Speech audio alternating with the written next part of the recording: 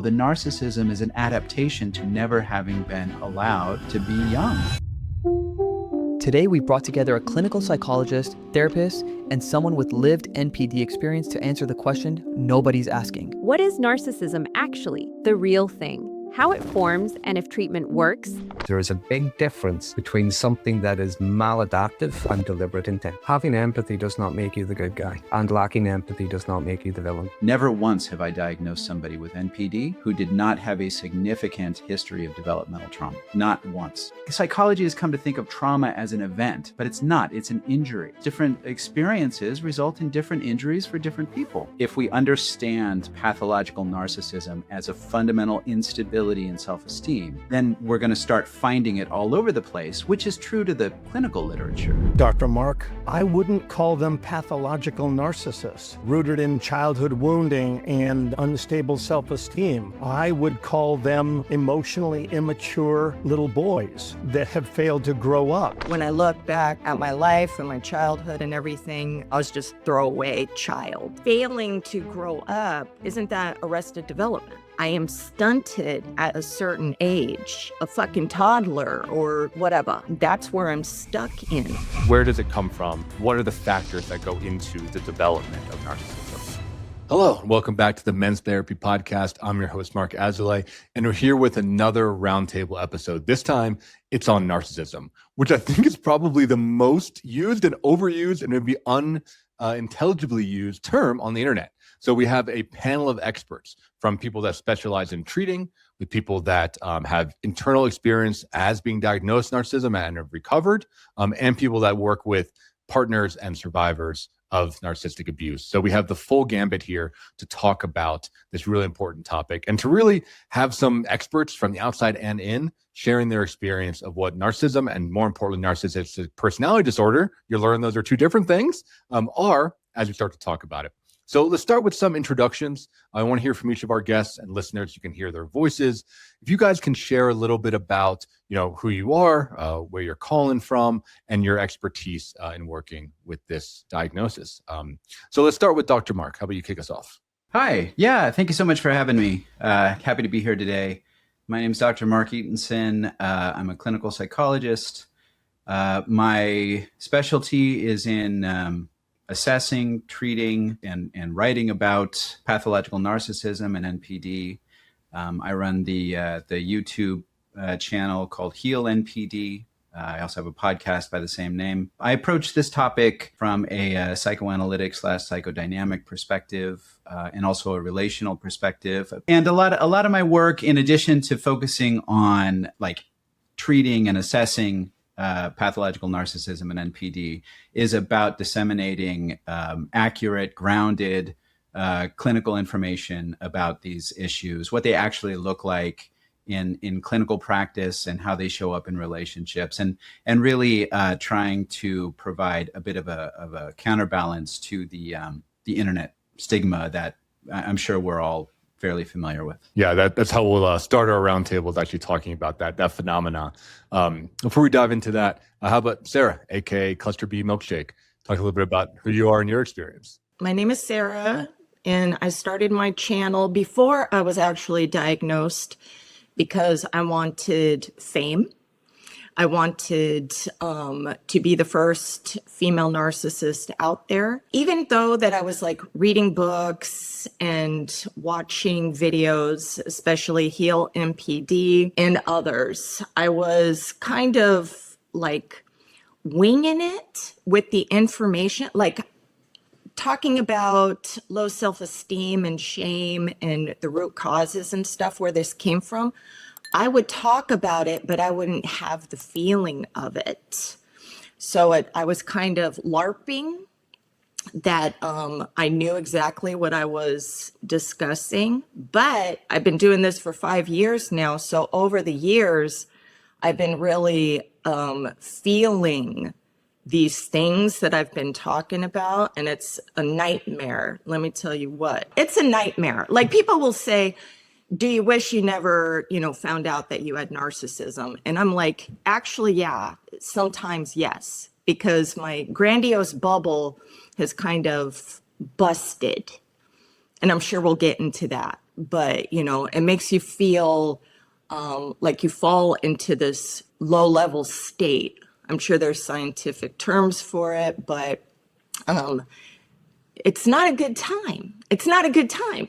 When you think that you're the queen of the world, and now it's like, oh, wait, I'm a defective. There's something wrong with me. So I used my platform. I was teaching people, taking them on the journey with me of learning about myself, and also helping people understand what maybe they're narcissistic people. Also, if they need to get out of this relationship, because I do have darker flavor to myself too. So I do know what the darker side of the force is thinking and feeling.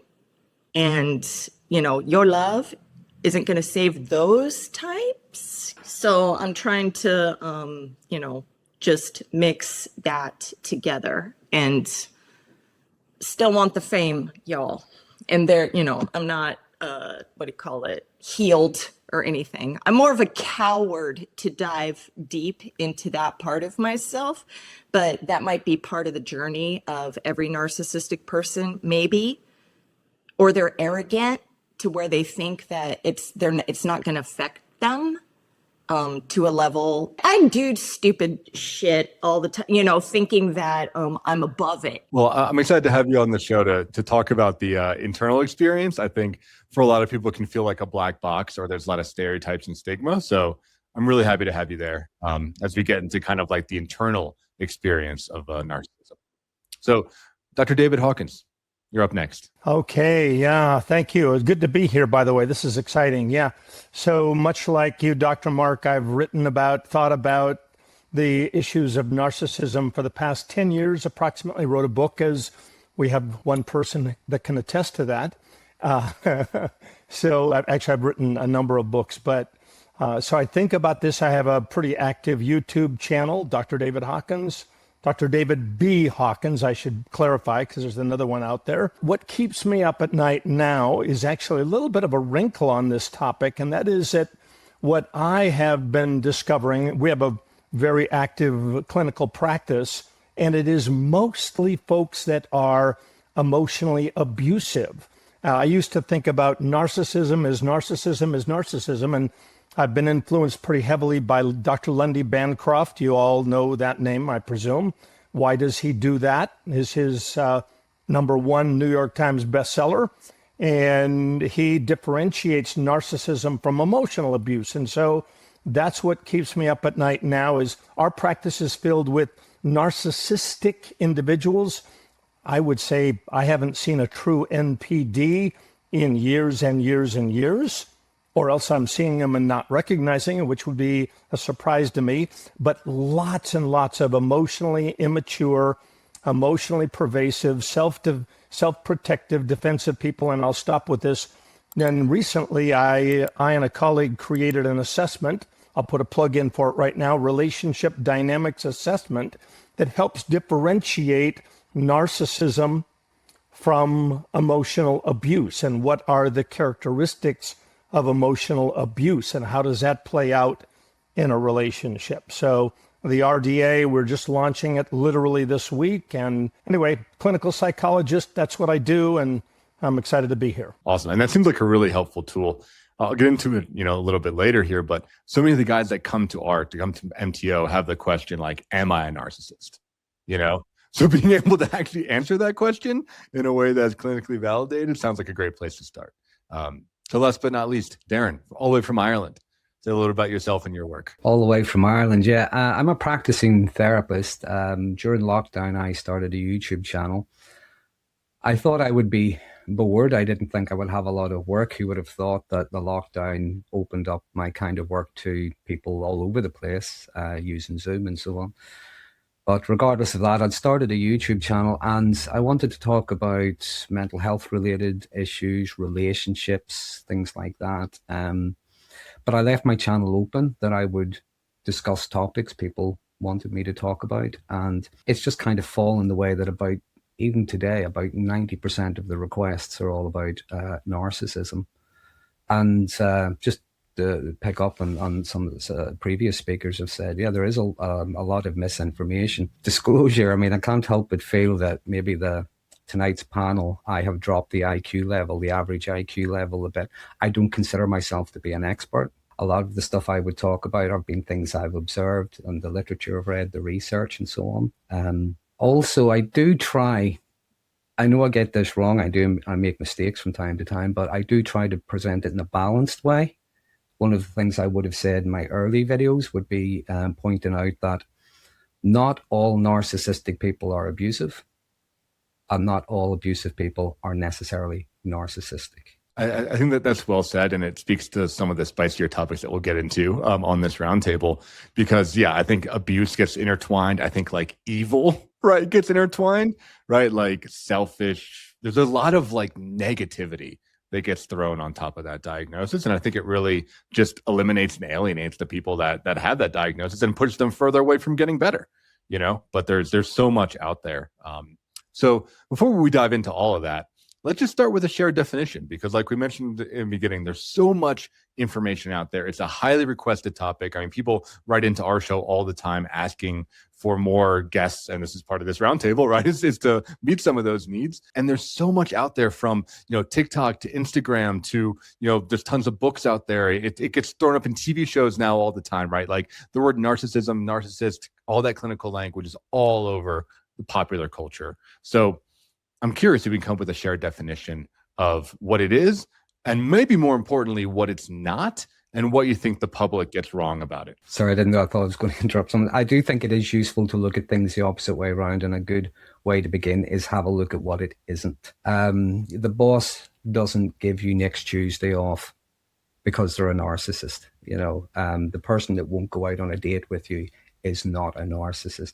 Nor are we necessarily talking about someone who's maybe just had a bad day, they're in a bad mood or whatever. So there is quite a bit of misinformation out there, a lot of labeling. So I feel like this question is up my alley a little bit. I spent a lot of time trying to sift through various definitions, pathological narcissism, and compare them to the peer-reviewed literature and clinical stuff versus the internet fable. First of all, my understanding of pathological narcissism is that it is a disorder of self-esteem dysregulation, that there are two necessary components. The first is that the self-esteem system is unstable. So the person's self-image is unrealistic, it's unstable or inconsistent, and it's not basically positive. Those are the three things you need for healthy self-esteem. Basically positive self-image that's realistic and stable. So pathological narcissism, first off, is an instability in that system, right? Something's off in that aspect of relating to self-experience. And then there's also a necessary component that the person is grandiose at least some of the time. So you need those two, and it would seem like those two things don't go together, right? A grandiose self-image and a depleted, collapsed, vulnerable self-image. But if you look at the research, they actually correlate quite strongly. So I think a lot of times when people talk about the idea of narcissism, what they're talking about is grandiosity, somebody with an inflated self-image. That's not pathological narcissism unless it also has the component of self-esteem instability. That's what makes it a disorder as opposed to just somebody who's high on their own horse. Yeah, I see that a lot. I worked with a self-disclosed narcissistic patient, and he talked about this kind of like, he called it garbage god mentality of either he feels like he's a god among men or he feels like absolute garbage. And he didn't know, based on what day he'd wake up or what happened in his life, what would happen, and how he would feel. And even the smallest thing, kind of Darren, to your point, like getting rejected on a date or not having a work request go through could switch it so quickly to the point where it was very disturbing to him, where he didn't really know who he was. Because when he was self-evaluating, either he was like, 15 out of 10, right? Or like negative 10 out of 10. It was like both of them were very unstable. So I like that you bring that. Just to add one other piece about this, and I think it's an important distinction. So we talk about NPD, which is the personality disorder, where pathological narcissism is central to the personality, right? But pathological narcissism shows up all over the place. It's really not specific to any diagnosis. For instance, someone with bipolar disorder typically will experience pathological narcissism. In manic phases, they have a grandiose self-image. In depressive phases, they have a depleted self-image. Someone with major depressive disorder will frequently report feelings of shame and worthlessness, a depleted self-image. But if you really investigate the unconscious drivers of that experience, they're typically grandiose. In other words, I should be better, I should be perfect. Or particular to depressive experience, I'm responsible for everything that's bad. So there's kind of like this sort of grandiose self, kind of omnipotent fantasy that goes along with that. I'm not saying that everybody with major depressive disorder is a narcissist, but if we understand pathological narcissism as a fundamental instability in self-esteem, then we're going to start finding it all over the place, which is true to the clinical literature. I think a lot of people are treating pathological narcissism in their therapy rooms. They don't realize it because it doesn't conform to the DSM stereotype. I'm not sure about that, Dr. Mark. I don't know. I said at the outset that our practice is flooded with men, and I wouldn't call them pathological narcissists. Rooted in childhood wounding and unstable self-esteem. I would call them emotionally immature little boys, so that have failed to grow up. So if this topic today is about pathological narcissism, I can speak to that, but I see relatively few that I would say are pathological narcissists. Are they narcissistic? Are they pervasively selfish and immature at the expense of others? Oh, yes, all day long. So I know I don't want to derail if the focus is on pathological narcissism. I don't think I see very many of those. In fact, I would say that the research, am I right about this, folks, that the research indicates it's a relatively rare phenomenon? Well, it depends on how it's defined, right? If the research is looking at it categorically based on the DSM construct, then yeah, it's the least diagnosed personality disorder there is. But that's because the DSM construct is unifactorial. It only defines it as grandiosity. It cuts out the depleted self-esteem aspect entirely.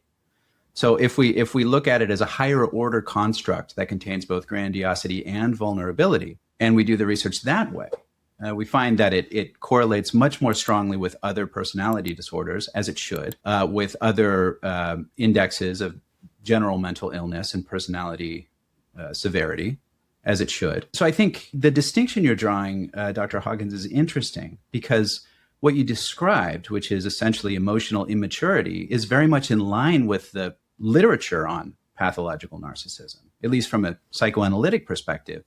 That was Heinz Kohut's whole thing, right? Is that it's a developmental deficit, that the individual never learned to regulate self-image in a mature way. So they're stuck relying on instrumental use of other people as self-objects. I can only speak for myself and what I have learned and taken literature and videos and clinicians, and then actually looking inward. So, because I would never, look inside myself. I'm always looking outside myself. What are these people doing to me? Why do I do what I do? I always feel like it's self-protective. I am justified in every reaction that I have, but I didn't know why. And I never cared to check why until later in life. So learning about self-esteem regulation, there was this force field that just kept me in this grandiose shell all the time. And I would never be able to tap in to any shame or I'm inherently bad. But when I look back at my life and my childhood and everything, I mean, I was just throwaway child, just used to dump on. And I was a really bad kid too. So I would just, punish my mother. Anyway, the failing to grow up, isn't that arrested development? Isn't that me not being, I am stunted at a certain age, a fucking toddler or whatever, an adolescent. And that's where I'm stuck in. anyways, that's how having to self-reflect on things, I feel like I'm my own guinea pig. And I'm always, being like, okay, how am I feeling? Should I actually react to this thing? And sometimes I feel like a volcano where everything is pushed down and I'm just pushing down all these negative feelings that I'm having, all these reactions that are having, or the catastrophizing that I'm doing. And I have to tell myself, shut the fuck up, shut up, shut up. That's not real. That's not real. Is it real? And then you feel like you're split, and you're fighting against each other for this. And I feel like the grandiose side and the vulnerable side. I'm weak if I don't attack this motherfucker. And I could get a result so much faster if I use my negative ways, and destroy this person. Then I get to feel big again. And I don't care, how they feel. How dare they make me feel this way? And I do know I am responsible for how I feel. I know that.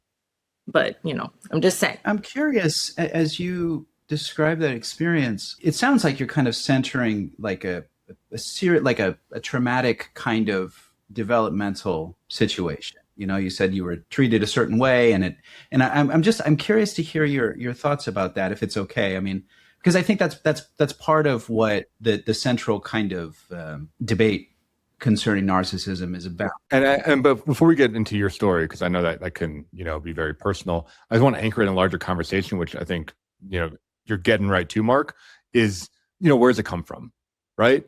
And I think there is debate, and I don't think we can know, right? So it's not a clear answer, but like, is there a genetic component, right? Is there a neurobiology component? Is it based in trauma?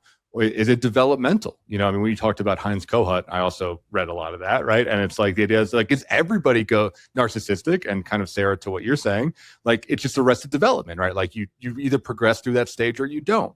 There's a lot of different theories out there on how this, whether you call it the NPD or I would say narcissistic traits, right? Like how they form depending on your level of severity on that spectrum. But yeah. So I just want to kind of anchor that question, Dr. Marc, in a larger context of like, where does it come from? What are the factors that go into the development of narcissism? So Sarah, if you're willing to share some of your own story, it sounds like from what you talked about, kind of a mix of childhood trauma, a mix of arrested development. I'm curious what your take is on that, of what's the origin point? Well, because I'm a kid, so I can't be like, or a baby, and be like, okay, my brain was a certain way, right? And if I had great parents, which I did not, so you can't say that 100% that, it's all genetic, because I was treated like garbage, or treated with being told that you are loved while being treated like shit. So you don't know what the child is like. Do you love me or do you hate me? Well, I became a dismissive, attached person. Just go away. I can't feel. I don't want to, or any of my feelings are very negative. And to stop the negativity is to destroy the threat. And, and destroying the threat could be just getting away from that situation, or just becoming an introvert, and I would always stay in my room or whatever. But I do remember I was very, I would tell my mother what to do, or be really mean. I would steal from her. I was very conduct disorder-y type of a child and stuff. Now, and she, to me, she's undiagnosed, but she has all the signs of borderline personality disorder. So that would make me very angry with all of her mood fluctuations, that I would be a dick on purpose. And I wouldn't care if she hit me. It was just like, I just wanting to, mess with her. I believe that not everybody does this, but if you're bullied as a kid, sometimes you become the bully. And I would bully other people. I would bully other kids younger than me. I would bully boys. and I'd bully my sister. And it felt like that's the only way I could get my power back. And the whole thing to me is being in this power position so nobody can hurt me ever again. And it doesn't mean that I never felt like I fell in love with people, but then it just kind of faded down into us. What are we both getting out of this relationship type thing? Because, I always felt this voided emptiness inside. And the only thing that can fill it up is, whatever I can get from the outside, either people or stuff, drugs, alcohol, just whatever type things. And now that I'm trying to not be such a destructive force, I feel like there's nothing to fill it. Even my channel, it's like, I feel like I'm eating myself. If that makes sense. Like I can't eat from the outside world and siphon off other people or whatever. So I feel like I'm eating myself, and it's making me fall into that low, vulnerable, weak, state. And people ask me, is it depression? And I'm like, I don't know. So, it's just, I know that I'm protecting other people from myself by not reacting. I always call it like a symbiote, like something is feeding off of me and I have to feed off of other people to feed it. So it leaves me alone. And now it's just feeding off myself. Yeah, the experience of emptiness and void comes up a lot.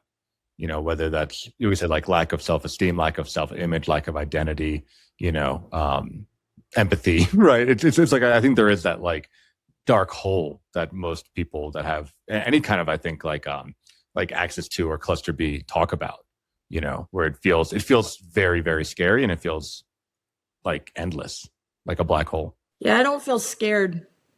It just feels like, when is this going to end? I guess like a continuous hell of boredom. I'm just, type thing. And I don't want to drink. I don't want to do drugs. I don't want, I'm vain as shit. So I don't want to, age myself. So that's one good thing. So yeah, I'm just stuck in this purgatory. I appreciate your sharing, Sarah. You've obviously turned a corner. Apparently, you are much more self-reflective now. You're aware that you attack as a way to feel powerful, but you apparently now you've cultivated empathy, and you're what's turned for you? I don't think it's empathy. Hold on, I want to pause that there. I think we'll get to treatment and recovery later on, but I want to stick with kind of like the origin question, because I want to hear from some of the other panelists around that too. But we will definitely talk about treatment and recovery later in the show. Put it to you this way. All of us experience anxiety to some degree. It's going to be situational. It's usually in short bursts. It's appropriate to the situation. Not all of us have an anxiety disorder. Not everybody has a proclivity to become anxious. So when it comes to things like narcissism, if you look at the common characteristics, there's being the disagreeable, there's a sense of entitlement, sense of superiority, and the list goes on. It's these things are they're long term, they're consistent, they're pervasive. Okay, so I know that was a point that I'd come up with earlier. I'm not sure how it fits into the conversation now, but it's looking at the difference, I guess, between a disorder and maybe traits. It's also fair to say that traits, all of us have innate traits, and those traits are going to be heightened in different situations. Like you go on a date, you hope they're going to like you, so we all have the traits to some degree. When it comes to a disorder, and I thought this was interesting, I spoke to another gentleman one time, a forensic psychiatrist, and I asked him about, in terms of a disorder, framing a disorder as looking at the impact that has on someone's day-to-day functioning, as much as the impact that would have on their relationship with themselves as much as with the world around them. That's, I believe, is a good way to look at the term disorder, which again can be different from things like low level to mid-level to even heightened traits. But I'm aware that there's two doctors that can maybe correct me if I've got anything wrong there. Yeah, I know. I think that's fair. I just want to say that, what I hear Sarah describing is what I hear on a regular basis. I mean, not exactly. It's important to remember that, disorders are defined at the population level, right? Statistics. It's not like there's like a pathogen that's like working its way through your brain or something. It's when the APA gets together to redefine mental disorders, they say, okay, statistically speaking, how is a person with NPD more likely than the average person to behave, right? It doesn't mean that in every situation there's low empathy or there's entitlement or exploitativeness or whatever. It just means that there's on par, there's a higher tendency for those things to show up, right? I feel like it's important to talk about this because there's this kind of what I call an essentialist perspective out there where people are like, oh, well, it's in the diagnostic criteria, therefore it's in you, right? No, not necessarily. But the general things that I hear Sarah saying are the things that I hear in my patients. And they're the things that I look for if I'm looking to diagnose a personality disorder, just in general. Things like identity diffusion or what is being described as feelings of emptiness, right? Instability in identity and self-image, pervasive like relational issues that kind of show up all over the place, behavioral disconstraint and impulsivity and stuff where it's just like there's clearly a deficit that is being managed with maladaptive strategies. And those were learned in a maladaptive environment. That's an important piece, I feel. People hear the word trauma and they think, oh, well, what, were you in Vietnam? No, psychology has come to think of trauma as an event, but it's not. It's an injury. That's how the medical establishment has always defined trauma, as an injury. And so different factors, different experiences result in different injuries for different people. Two people can be in the same car accident, walk away with dramatically different injuries. And so I think of trauma as an emotional, psychological injury that then the mind has to deal with. And if the person is in a situation where those injuries are coming fast and furious over and over and over again, the mind's not going to have very much of a chance to deal with them effectively. It's just going to put together whatever it can. And that's how you end up with somebody who's really struggling, I think, in adulthood. Yeah, I think that's well said. The only thing I would add to that is I think the idea of conditioning, which I think you alluded to, right? Because it's like you can have the injury, but then I think maybe using Sarah's story as an example, if you have a parental figure that's then educating you, oh, you got to get back at that person, or, oh, that person is hurting you, or, that person doesn't deserve to be happy or whatever, or maybe you deserve it because you're a bad person, right? You get that conditioning on top of the injury, right? Especially at a young age, right? It really drills in there of how you just view the world. And then, or if you have an absentee parent, it's like you have a kid that's raising themselves, a 5-year-old trying to make sense of the world with no education, no conditioning, no guidance. And of course, with their limited cognitive ability, they're going to be seeing the world as very black and white, or seeing themselves as very black and white. If I could add to that, the child having to raise themselves, but maybe having to raise younger siblings as well, and being criticized for not getting it right, and they don't know what's right in the first place. So there's harsh judgment as well. Yeah, it's like a Lord of the Flies situation, right? It's just like... I just want to weigh in. I agree with everything that's been said. This early injury and then compensatory behaviors and attitudes and pervasive self-protection and what we call thinking errors. And oh my goodness, they're just struggling to make sense of the world and to function in a healthy way. So that's the origin. And yeah, I agree. There is the piece that's come up a little bit about, temperament or genetic heritable factors. And I think from my perspective, that's fairly non-controversial. I think we've known for a long time that temperament is heritable and that temperament sets us up to kind of like it's sort of the basic mechanism we come into the world with for making sense of experience. Some people are more sensitive to certain kinds of experiences than others. That's going to have an impact on their developmental trajectory. But I have never once diagnosed somebody, and I do like months-long assessments with people before I diagnose them. Never once have I diagnosed somebody with NPD who did not have a significant history of developmental trauma. Not once. And that's not one of my criteria, by the way. I'm not looking for that in order to diagnose. I diagnose and it's there. That's a good segue kind of into our next topic, which is basically relationships. So the question that I get a lot on the show is, how do I know if I'm a narcissist? How do I know if my partner, my spouse is a narcissist? How do I know if my kids are narcissists? Right? This whole diagnostic question. What I want to kind of start with, maybe to seed a little bit of a spicy conversation, is I don't know if you all are familiar with, pulled it up over here, Simon Baron-Cohen's work. He has a book called The Science of Evil, which is about empathy. And basically, for our listeners, he set out to study empathy, an empathy measure, and he found that there's outliers where they scored 0, right? They scored 0 on the measure. So he pivoted his research to try to understand, okay, who are these people? And he found that highly correlates with, personality disorder, basically, right? That there's like a dysfunction in the empathy system. So it brings up the question, if we talk about relationships, which I get a lot, is, are narcissists capable of love? Are they capable of relationships? Are they capable of vulnerability, of authenticity, of connecting on an emotional level, of true emotional intimacy? So I'll start with that question for the panel here. Can I just, I'd like to bust a myth, if that's okay. Bust it.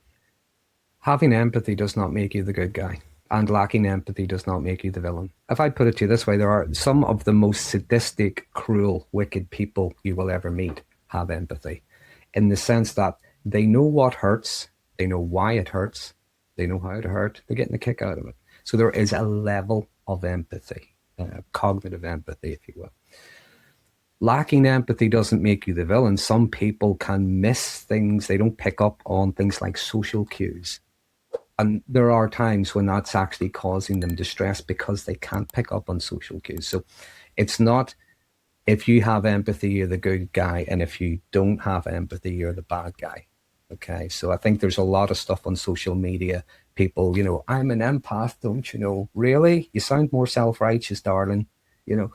It's a bit of a myth to bust, I think. For sure. Yeah, I like that you're bringing in, kind of like the neurodivergence conversation too, right? There's many of people that struggle with, micro expressions and reading a room and picking up social cues that are not evil. But yeah, I'm happy that we're talking about it, right? Because that is a thing where it's like narcissism equals evil, which is a pretty wild thing to say, right? And it's out there, it's online all over the place. So yeah, let's dive into that conversation. And another myth, either you have it or you don't. And if you don't have it, you're screwed. And if you do have it, you're in really good shape. And empathy can't be cultivated, of course. We know that. Well, not true. Not true at all. But empathy is not cultivated in the face of conflict, typically, either. So anyway, that's a whole big can of worms. I agree with what each of you are saying here. And, for what it's worth, I conceptualize empathy as state dependent. It depends on the circumstances and the context. Everybody listening to this has experienced low empathy states. Anytime you're in an argument, anytime you feel like somebody cut you off in traffic and you're swearing up a blue streak, anytime you feel like somebody cut in line and you just absolutely hate this person for basically no reason at all, right? Because they were rude or whatever. Like we all experience low empathy states. The difference is that individuals with personality pathologies experience them more frequently because low empathy states are high conflict, high distress states. And people with a lower ego strength, right, a lower level of integration inside, they experience emotional distress more easily and in greater number of situations. And they misperceive situations to feel like they've been slighted when maybe they haven't. And so then they have lower empathy in those situations. They just occur more often, is the thing. Even the DSM, right? And my relationship with the DSM is somewhat, conflictual.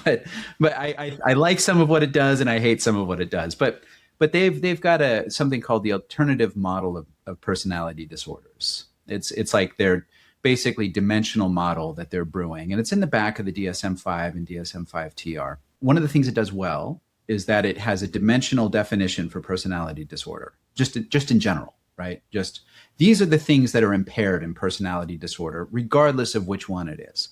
One of them is empathy. So it goes a long way toward kind of upturning this myth that narcissism is the low empathy disorder and that narcissists have no empathy, and that's one of the defining characteristics. No, it's a defining characteristic for personality disorder in general. The thing is, When people with NPD feel threatened, they adopt a grandiose, devaluing posture. And so the low empathy is more apparent. It comes across as cruelty. But if you understand that underneath that there's a perception of threat, then it makes sense, right? If somebody's attacking me, I don't have a lot of empathy for them. So it goes back to what you were saying earlier on, the maladaptive defense mechanisms. I see my children as an extension of myself. So they are a part of me.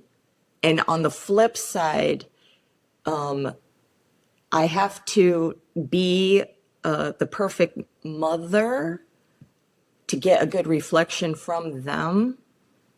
So they're mine, and I don't want anything bad to happen to them.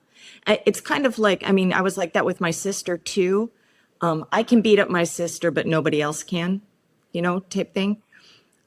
With my kids, I would keep my kids protected from their father as well, as in, you don't get to talk shit to our kids. It always goes through me.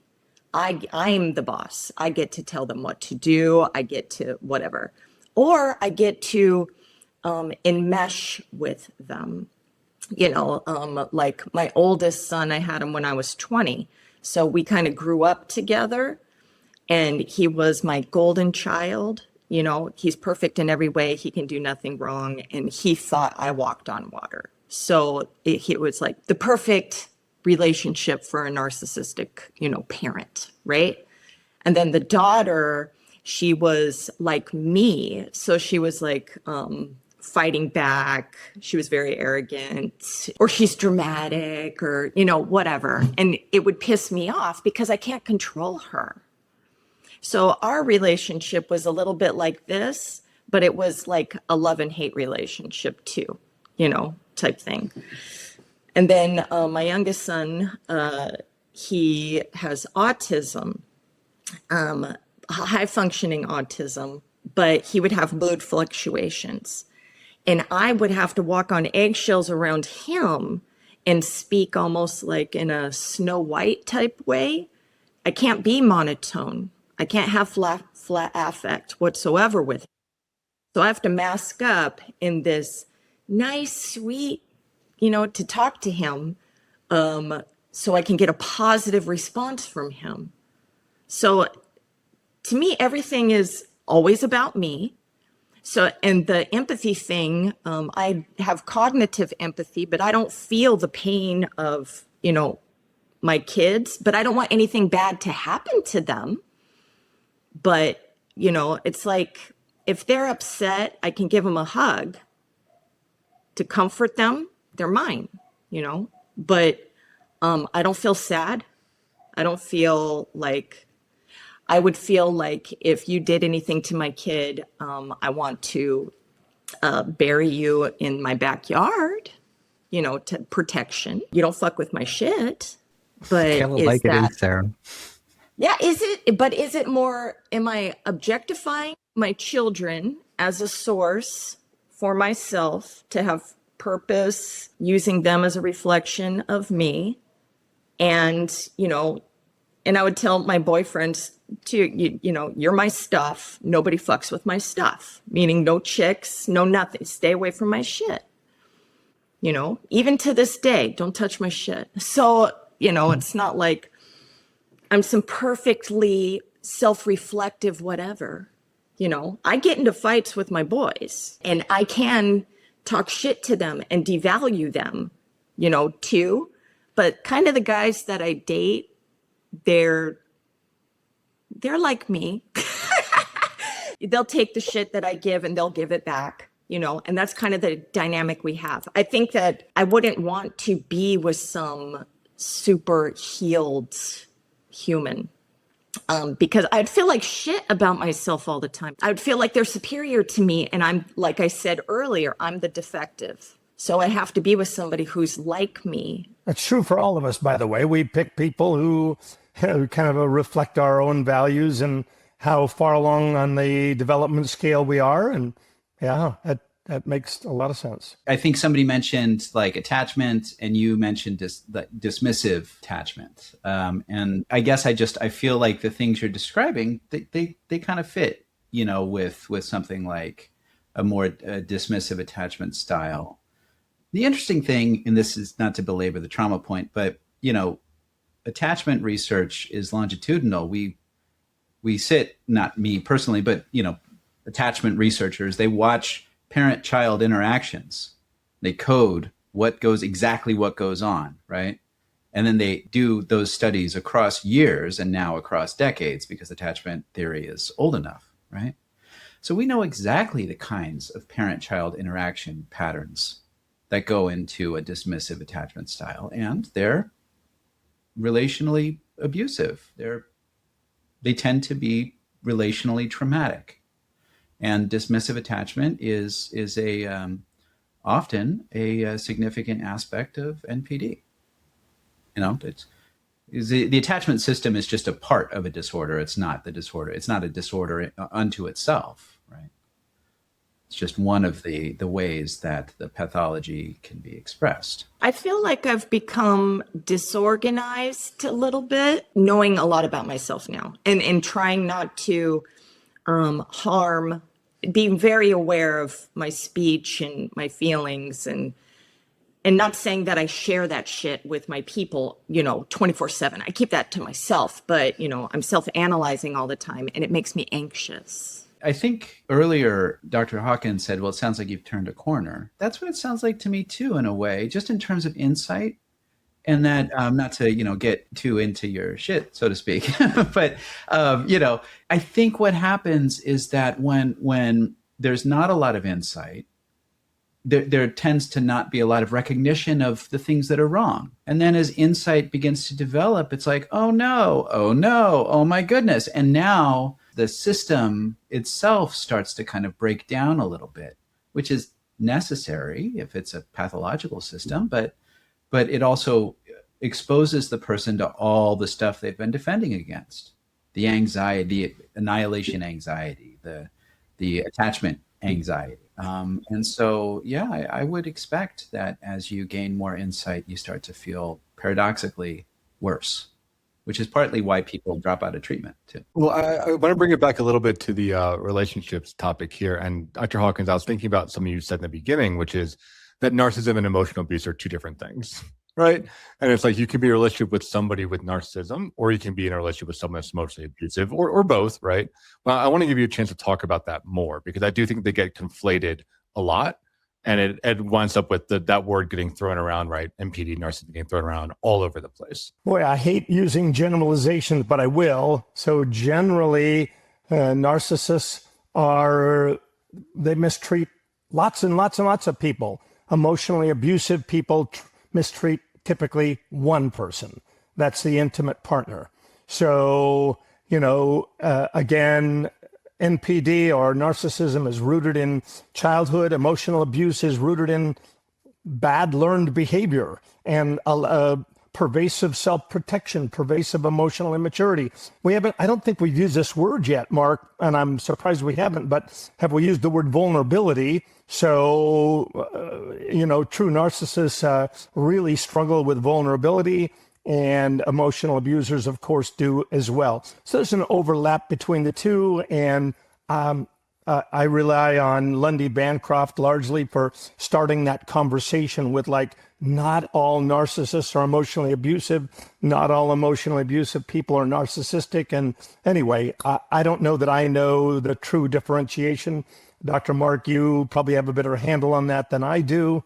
But our practice is flooded with, check this out, 40-year-olds, 50-year-olds, 60-year-olds, 70-year-olds, and 80-year-olds. The average age coming into our practice is 55 to 60 years old. Pretty interesting stuff, huh?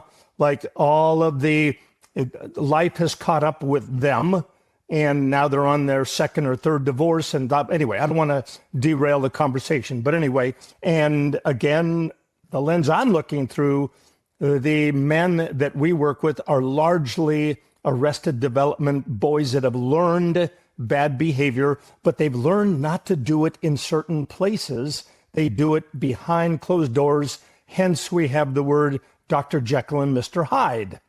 And so, anyway, that's what I see largely. I can also stop myself from doing something bad. It's not like my thoughts, and I may be anxious about something, or my thoughts will be wanting to stab you in the face, but I'll smile at you and I'll still, get what I need from this person and not like that person, So, and that's your thing about not all narcissist people will be abusive to others, but they will be more unmasking, that persona in the home, come home and kick the dog type shit, which is, your kids or your wife or husband or whatever. I feel so much anxiety, not all the time, like when I get to know my partner and everything, I'm cool and more dismissive. Let's just say I'm just cool with it. But, if I have all this anxiety from being outside all the time and pretending and smiling and all this, and trying to, 48 laws of power, my boss and shit, and trying to just get, to the top of whatever and be very agreeable. I can be so agreeable. It's disgusting. This is why people don't, look at me and they're like, you're a narcissist. Because, I'll just be funny and charming and, complimentary and stuff like that. And then I come home and I want to be left the fuck alone. And then people have needs at home as well. And the people at home are supposed to be the most important thing in your life.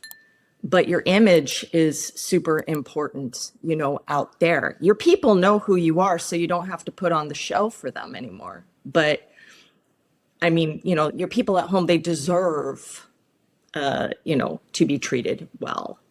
And I do believe learning not to react, not to take things, criticism, not catastrophizing or even projecting. There's so much projection of, I feel this way about me, or even I think people think the way I think. And so it's like, I'm thinking this way about me, you must be thinking this way about me. And then, and then I'll attack them, and they don't deserve that. And I've had hindsight and stuff in my past and everything of many times that they do not deserve me attacking them, but I was so anxious about myself, I had no place for it to go. And so it just goes on the person closest to you because they're not going to leave. They're not going to go anywhere. And if there was an ultimatum, I would say, then get the fuck out of my life. Because I've always been that way. I've always been a go away. If you don't like it, go away type person. But, now I see that stuff and I try to sit with it and not run. It sucks, man. It's terrible. It's torturous, not acting the way that I really want to act, not saying what I really want to say, The thoughts are still there. It's not, they haven't evaporated. They're still there. It's just, don't say the thing. Let's think about this for a minute. I mean, not saying the thing is important, right? Like, I don't think, we, if you took a survey, I think, of the average person's thoughts, especially in their most intimate relationships, there are probably a lot of things that people think and then inhibit and don't say, right? And that's an important skill, I feel, that has to be learned. You have to learn how to do that. We're not born doing that. We're born screaming. So we learn to manage our monsters from the id. But I know we're talking about arrested development. I'm just aware that I've got a load of spaceships over my shoulder, so I hope no one's noticed that. Come back to the idea of the abusive relationship. No, Sarah, you and I talked previously about this. And I'm a big believer in this. There is a big difference between something that is maladaptive and deliberate intent. It's not always easy to discern, especially if you're in the wrong end of it. But if you're in a relationship with someone who is behaving in such a way to avoid being seen a certain way, that's very different from someone who is deliberately setting out to hurt. That's a monstrous topic, Darren, just monstrous. I bump into it all the time, and I don't think I'll even weigh in on that. Intentionality versus non-intentionality. Well, this is the thing. The person on the wrong end of it, the person who's experiencing it, they're still going to be, right. they're still going to be going through all of the stuff. But it's that difference between intent and what is just maladaptive. Again, the person on the wrong end of it, they're still experiencing gaslighting, they're still blame shifting, there's still, avoidance, there's still all of that stuff going on. It doesn't take away from what they're experiencing, but it's the intent of the person who's doing it. What is behind the behavior in the first place? I'm glad you brought this up because another, I've got a list of spicy topics, and that's one of them. Because I think with narcissism, it's true where it's like it can be maladaptive, but because of the grandiosity that we've talked about, it can feel intentional, right? Or that person can act as though it's intentional, so they feel like they're in control. It's the entitlement. Another way of looking at it is the sense of entitlement. I'm entitled to behave this way. I've been injured. I've been wounded. There is also a very competitive streak as well. Just a lot of people talk about their achievements being undermined and criticized and devalued and so on. So that's another aspect of it. From the people I've worked with, there is intentionality, right? There is strategy, there is tactics, right? There is premeditated retribution. It's not all reactive in the way maybe with other personality disorders where it's almost like a fugue state. When I think about narcissism and the people I've worked with, it's very calculated. So I'm curious what you all think about that and the question is are narcissist masterminds, because I think there's also this thing online where they're super genius mastermind playing 5D chess, right? Everything is incredibly calculated. Everything is measured. Everything is controlled. I'm curious how you all weigh in on that idea. I see some laughs and some snickers in the on the panel here. It's a hornet's nest, the whole thing is a hornet's nest. I don't open a book. When somebody's talking to me, I'm not opening a book and trying to figure out, okay, how am I going to destroy this person? It's already there. And I'm just thinking of ways to whatever. Or if there's something that I want, I'm thinking of ways, how am I going to get it? How am I going to, and it's, when I read Robert Greene's books, I'm I do that already. I don't need to read a book. It's already ingrained. I don't know where the hell that comes from. This collective consciousness of narcissistic people or whatever, that we all have this same, blueprint of how to, get what we want. And I have done things on purpose. If I believe that you deserve retribution, punishment, I can do things in the moment. I am also self-protective. I'm not going to get a restraining order. I'll wait years to get payback, but the disrespect is such high for me. When you disrespect me, I'll get you back one day for that. And even if it takes until I'm almost in the grave, I will get you back. When I was younger, I was so much worse. I mean, when people say, oh, I can't even say that either. I was going to say, people always say they get worse over time. I'm no, I was so much worse when I was younger. Because you learn, you also learn what works and what doesn't. I mean, it's better to be nice to get what you want. It's better to, if you're going to manipulate somebody, you're both getting what you want. And you're not just taking. I know that some people don't give a fuck and, will do that anyways. And I was more like that when I was younger. I didn't care. I don't care what you think about me. I'm just going to do it anyways.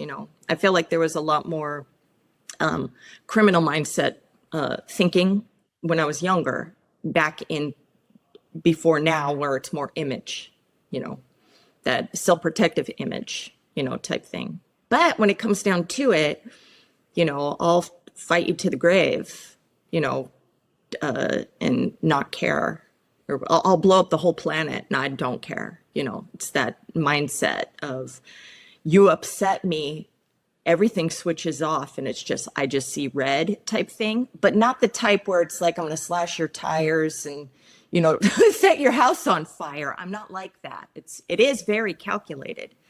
So like you said, masterminds. I always laugh at that shit. Now I like to be feared. Don't fuck with me.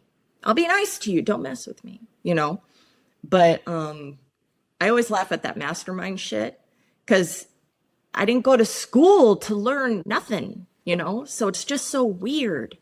Maybe it's that lack of empathy where I can't put myself in that person's shoes to feel what I am actually making them feel. It sounds like the stakes feel really high in certain situations. And I think, if you're talking about somebody with like a quote, healthy identity, right? Then that identity is resilient. It can take a few blows. It can be knocked around a bit. The person, can sort of mentalize and think about it. Okay. And weigh different, aspects of their experience and whatever, right? You can think about that experience. It's not as threatening, but if identity is unstable and you've scrapped and clawed and bit your way into having some kind of identity that feels like it could be yours, even if it's contingent, even if it's based on external approval and admiration and accomplishment and whatever else, you've got it finally, right? You don't have to be that person who feels weak and vulnerable and collapsing all the time and dominated by some caregiver or whatever. But by God, if somebody fucks with it, they better watch out, right? Because the stakes are super high in that situation. And that's I feel like is reflective of the central identity disturbance that defines NPD. If I've got one bowl of water and it's got to last me a week, you better not fucking touch it. It's a scarcity. It reflects the instability. It's not a strength. It's not like a diabolical, manipulative, Machiavellian thing. It's driven by the scarcity of that resource, identity cohesion. That's a nice kind of segue into our final topic here, which is recovery and treatment. And I'm hearing you talking about identity formation and building a resilient identity and hopefully moving towards, secure forms of attachment. So I'm curious, from each of you, what does recovery and treatment look like? The spicy question is it possible? I know there's some of my colleagues that believe that it's not. I don't agree with them. I think that recovery and treatment is possible for everybody. It might look different, but I think it is possible. But I'm curious what each of you think about what the recovery and treatment from NPD is. Yes, it's possible. And I think we all know about Marsha Linehan. And Dr. Marc, you mentioned looking at things from different perspectives, having mindfulness, interpersonal effectiveness, distress tolerance. Oh my, how important is that? Being able to look at things from different perspectives, but we've got to teach people how to do that. Emotion regulation, those 4 cornerstones that DBT does is just huge. I don't necessarily do DBT, but boy, I do have the guys and the women in our programs looking at things from different angles, practicing mindfulness, practicing not making matters worse, that distress tolerance that we all have to, I do that on a daily basis. I'm married. And so even in little ways and big ways, I got to do that. So anyway, I'll stop with that. That's what I think just those tools are incredibly effective. And again, it depends upon how far on the spectrum this individual is. I mean, if they're way out there, they're not even going to come into my practice. So assuming they've come into my practice, they've had some kind of breakdown and they're ready to look at themselves at least a little bit in a new way. What I really like what you're saying, because it dovetails, with Sarah's description of like the thoughts might always be there, but you are in control of how you want to act in the world, right? And you can always like try something new, right? I think that's that mindfulness component, right? You can always pick a different road, but the thoughts might still be there, right? The internal experience may still remain largely untouched, but there's like a cognitive override, that can happen with enough training and skills and maturation. Well, to be fair, most of the people that would come to see me have been on the other end. They've been in an abusive, toxic, difficult, unhealthy relationship, whatever term you want to use. That being said, there's quite a lot of case studies that I've looked at, and I have worked with people in the past. it's like anything else. It doesn't matter what it is. Now, I know particularly with if it's a disorder of some kind, but largely it comes down to the individual. People generally do not come to see people like me because everything is fine in the world. It's usually because there's something's not working, something's, they're struggling somehow. Things are not going well. Now, sometimes you will have someone who will come to see someone like me and they are in a state of distress. There's something going on. Maybe they're going to lose their job. Maybe their partner's going to throw them out. Whatever it is, could be, right? And they are desperate for some kind of help. When the crisis passes, shall we say, it's like they don't need me anymore. They don't need someone like me. And some of the case studies that I've been looking at, that seem to be consistent. Once the crisis passes, they don't engage in therapy anymore. But when it comes to therapy, it's like anything else. It comes down to the individual. Change isn't always easy. Sometimes we have to face parts of ourselves we'd rather not have to face. God knows my therapist really earns her money when I go there, that's for sure. But it does take, it takes a lot of hard work. It really comes down to the individual. It's what is the incentive? What is the intent? The last thing I will say is something that can be useful, and this is a fellow therapist that told me this. I thought it was really interesting. Was encouraging someone to go out and do something they're absolutely crap at, something they have no inclination towards, something they have no skill towards. If they couldn't draw matchstick men, go and take an art class, take a DIY class, whatever it is, and have a bit of fun doing something that you're not very good at, because you don't have to be the best, you don't have to be perfect, and it's okay to sometimes even laugh at your own efforts. And even if other people laugh, pay attention. They're not laughing at you, they're laughing with you, because they're probably showing you what they have got wrong as well. So little things like that, I think, could be useful. It's such a big topic. I don't know what to say about it. I guess I'll just say that I think the idea that NPD is untreatable is just utter nonsense. I think it hinges for a lot of people on this idea that there's no authenticity in the person. I think it's a misreading of a misreading of a misreading, that's sort of been passed down, this idea of a true and false self, and that, a narcissist has a false self, and people understand that literally a lot of the time to mean that there is no there is no authentic person. There's nobody home. It's just all fraud. And I would just reject that outright. I think the pain is authentic. The stress is authentic, right? Symptoms are authentic. It's a rebellion basically against everything that the false self, this compliant, shiny, achieving self is supposed to represent. It's not supposed to experience distress. So when people seek therapy, it's because they're in distress, and that in itself is an authentic aspect of experience that you try to build on. The way through it, like I was saying to Sarah, is paradoxically that whatever identity cohesion is there that's organized around achievement and extraordinariness and power is broken down, and that it exposes the person to distress. And the problem is, in all of their relationships, because relationships are reciprocal, there's never been a kind of relationship that can help them with that distress, because it's very young distress. And spouses don't want to, they don't want to treat their husband or their wife like a three-year-old. You know what I mean? They don't want, like, that basic holding, like, oh, I don't have any needs right now, it's all about you. That's what the person needs.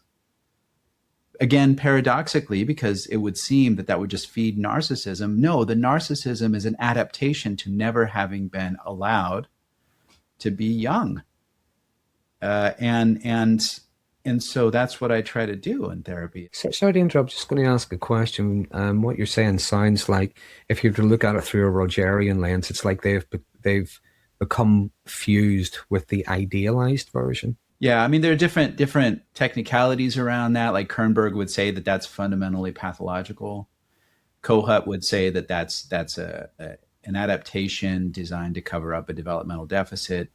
Rogers talks about the sort of innate actualizing potential in all living things, But basically the idea is that if you set the conditions for something to grow, it will. But what are the conditions for pathological narcissism or NPD? They would seem to be exactly what the person doesn't need. A lot of people think, oh, you got to break this person down. You got to teach them to be accountable, right? You got to confront them. No, the pathology is there because there isn't a strong enough self to confront its own accountability. You have to give the person what they haven't got. Let's say they can't provide consistent empathy. Well, you can't give what you haven't got. You have to set a condition where there is empathy, there is compassion, there is an ability to see and hold and identify the whole person. That doesn't mean it's a boundaryless situation. I'm not getting as somebody put it, my milkshake drank on a regular basis by my patients. I have pretty firm boundaries.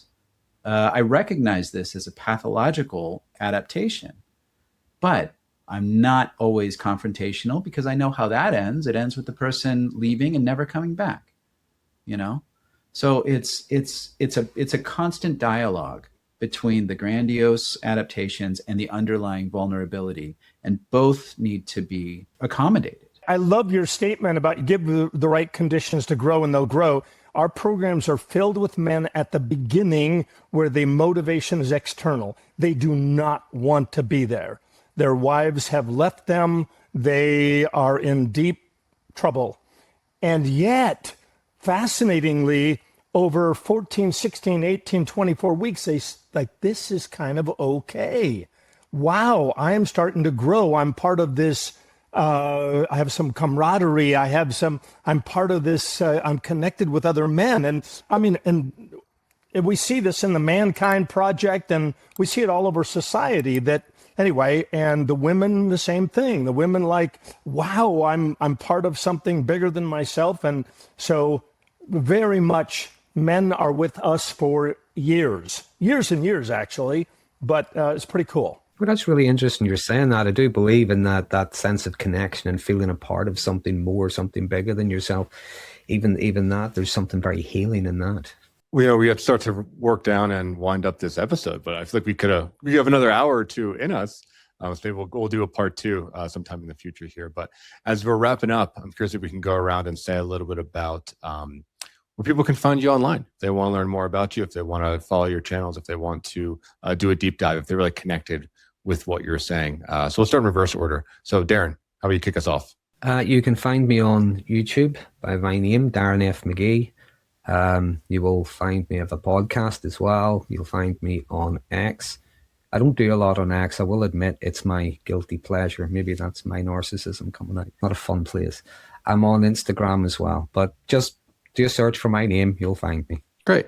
Dr. Hawkins. Yeah, Dr. David B. Hawkins. I've got a YouTube channel. It's very active. And my company is Marriage Recovery Center. So marriagerecoverycenter.com, and you can look at our work and our programs there. Yeah. And Sarah. Cluster B Milkshake, that is on YouTube. I do have Instagram. I only really keep that open if people want to message me there.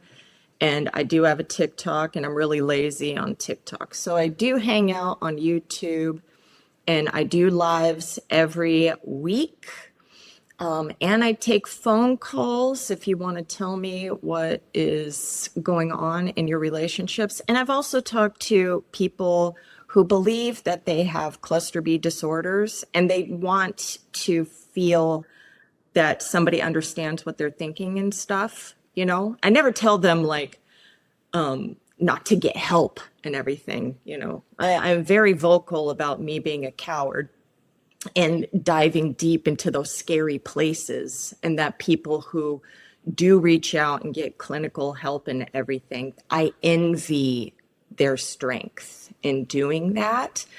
But I'm okay. I throw myself under the bus all the time on my channel. I don't care. I don't care. And that's my authenticity, is throwing myself under the bus and exposing everything to where, you can't if you come on my channel and start talking about, your family or your whatever, I'm not going to take it personally. This is your special experience and everything. And I understand because I did not see myself. I did not see myself. I didn't, what's narcissism? I'm an asshole, but I didn't know what NPD was. Now I do. There you go.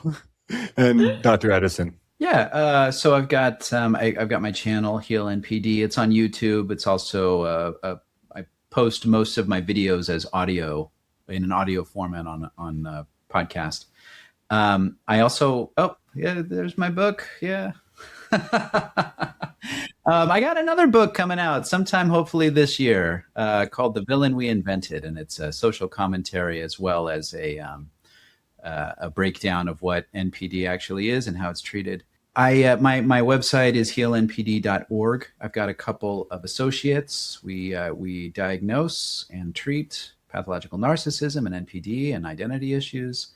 And I also do consultations with folks worldwide about it. And so that's how you can contact me.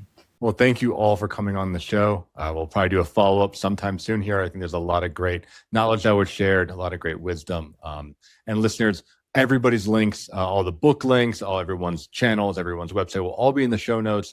Just go ahead and click on that if you want to do a deep dive on any of our guests. Make sure to follow, subscribe, and see what they're doing. Because there's a lot of information out there, and these are all trusted, valued guests that are saying the right thing, that are doing the work from their own experience, from clinical background, from years of experience, some trusted sources here on a topic that we've talked about is very diluted and very confusing. So again, thank you so much for tuning in, and we'll see you next week, another episode of the Men's Therapy Podcast.